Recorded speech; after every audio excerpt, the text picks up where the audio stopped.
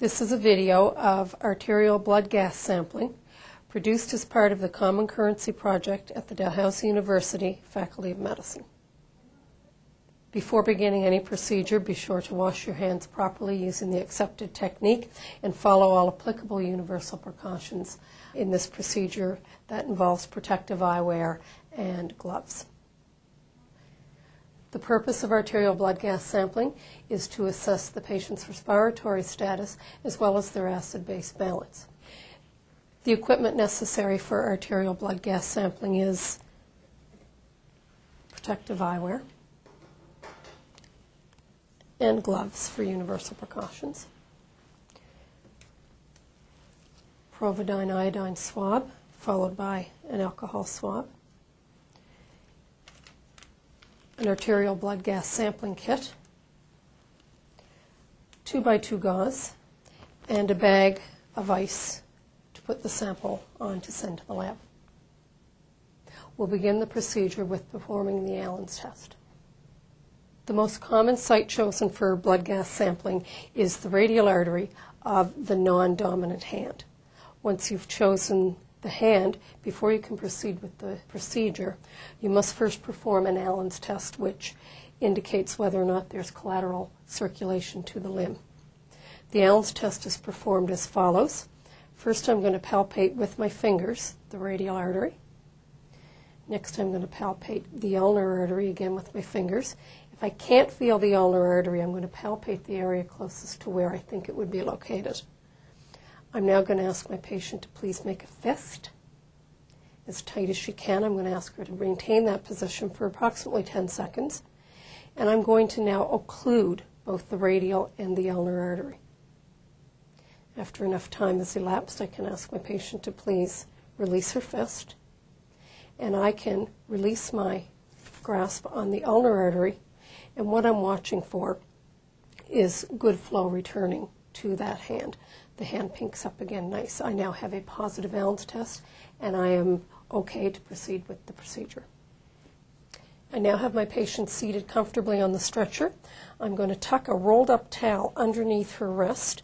That will help hyperextend the wrist a little bit, which will bring the artery a little closer to the surface and make it a little easier again for me to palpate that artery. I'm going to feel for the artery again. So it's right there. And the first thing I need to do is clean the area. First cleaning is going to be with the providine alcohol, and I'm going to start in the middle and clean in a circular motion.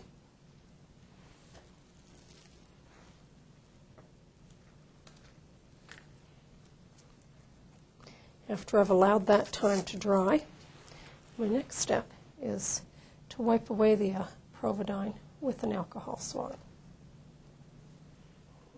While I'm waiting for the skin prep to dry, I can open my blood gas kit.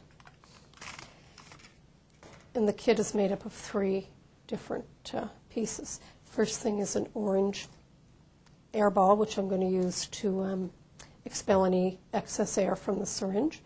There is a black cap to go over the syringe for transport to the lab, and a 3 cc heparinized syringe with a needle attached.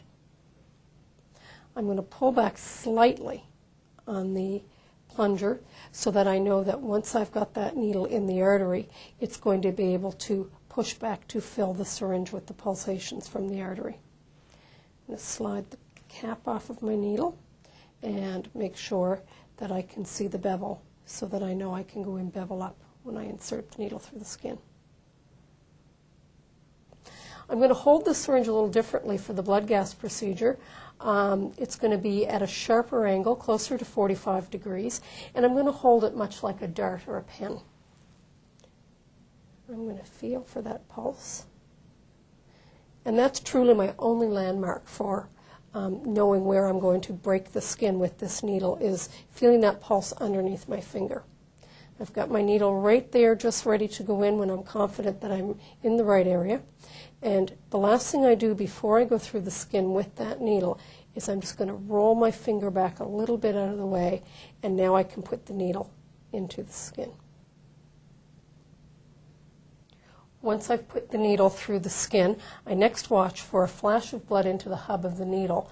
This tells me that I've accessed the artery, and once I've done that, I can watch for the blood to pulsate back into the syringe.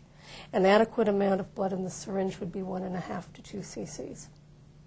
Once I've obtained an adequate blood sample, which is anywhere from 1.5 to 2 cc's of blood in my syringe, I'm going to cover the area with my 2x2 gauze and very quickly pull the needle out of the skin. I can do one of two things at this time. I can stand here and I can apply pressure myself to the area for approximately 5 minutes, unless the patient is on anticoagulant therapy, in which case I should double that to 10 minutes. If my patient is cooperative, I can ask her, would she please apply some pressure over that area for me until I come back and tell her otherwise. While my patient is holding pressure over the site, I'm now going to take my needle and syringe over to my air cube, and I'm going to insert the needle straight up and down into the cube. I want to put it in far enough that the bevel is covered, but not too far that it goes right through the entire cube. Once I've done that, I'm going to push down on the plunger here, and what that's going to do is it's going to expel any extra air that might have gotten into the syringe and will not be left around to affect the results.